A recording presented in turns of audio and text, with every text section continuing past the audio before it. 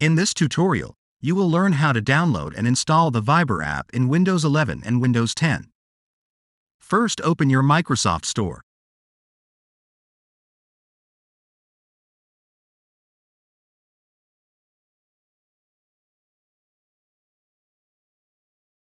Search for Viber. Click on Viber.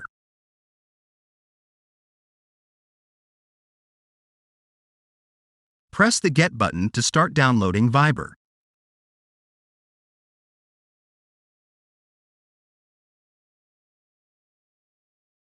Wait for Viber to be downloaded and installed.